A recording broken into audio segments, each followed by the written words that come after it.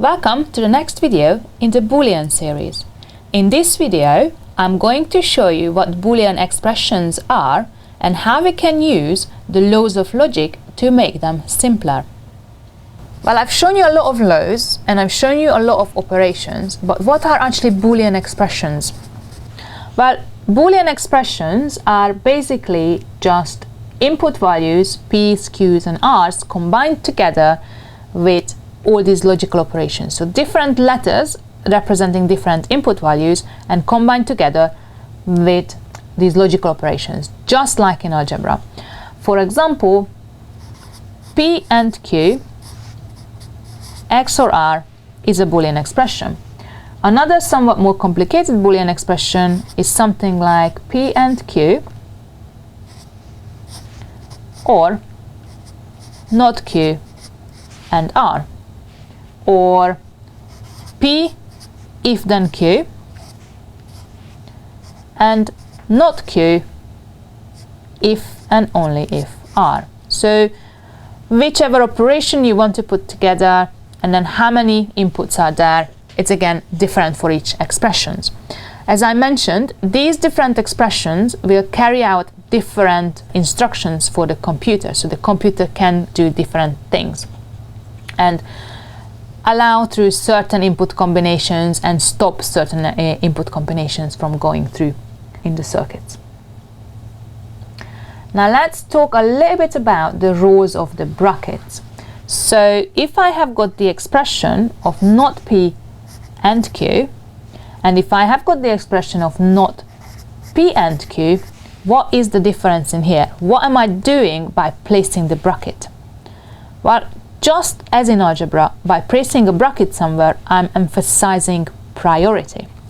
In this expression, the not is only applied to P, and to be able to calculate the overall output of this expression, I need to calculate not P and combine it together with the Q using the AND operation. As opposed to here the bracket is applied to the P and Q, so I need to calculate the P and Q first, and then the not is applied to the whole of it with the bracket. So once I found the P and Q output values, then I need to invert them. I need to apply the not operation to those output values to get to the whole output. So it will be very different in the two different cases. Similarly, if I have got P and Q X or R, or P and Q X or R, the bracket tells me what I need to do first. Here I need to use the AND operation and combine together P and Q, then find the output and combine it together with the R using the XOR, while in this case it's the opposite way around. I need to use the XOR gate to combine Q and R together first, and then use the AND operation to combine output from here with P to get to the final output of the overall Boolean expression. Now, the last thing I like to show you in this video is how we can use these laws of logic to reduce the Boolean expressions. So I have this expression not P or not Q. So how can I use the laws of logic to reduce this expression? Now, I can use the De Morgan law to distribute the not over the bracket. So what does the De Morgan do? I can break it up into not P and not Q. And then I can use the double negation and apply it to the not Q. So that gives me not P and Q. Well, I think you would like to agree with me that instead of this bracketed expression, this expression is rather simpler. One more example. Not Q or P, or not P and Q. What I have here is Q or P, and I have here not P and Q. So I have got the same things in here, but I have got them in the opposite order. So what I can do first, I can apply the commutative law and bring them up in the same kind of order.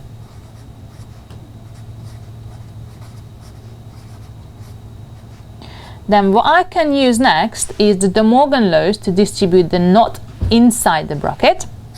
So that gives me not P and not Q, or not P and Q. Now what I have in here now, it's like in algebra. You spot that the first term here is the same. So you can do something called in algebra factorization. And in this case, I can use the backwards operation, the backwards version of the distributive law. So I can bring out the not P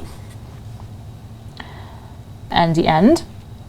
And what remains is the not Q or Q. Now, what do I know about not Q or Q? Well, I know about not Q or Q that is always true, because it doesn't matter which not Q or Q is false, the other will be always true, and true or false always gives you true. So this is also the same as not P and true, and not P and true, that is always equal to not P. I can apply the identity law here, which states that P and true is always P for the special case of not P and true is always not P. So this long complicated expression is actually nothing else but not P. I hope that you now have a good idea of how to use the laws of logic to simplify Boolean expressions. In the next slides, you will have some questions to allow you to do some practice on your own, and you will find the answers to these questions shortly after. So these are the practice questions.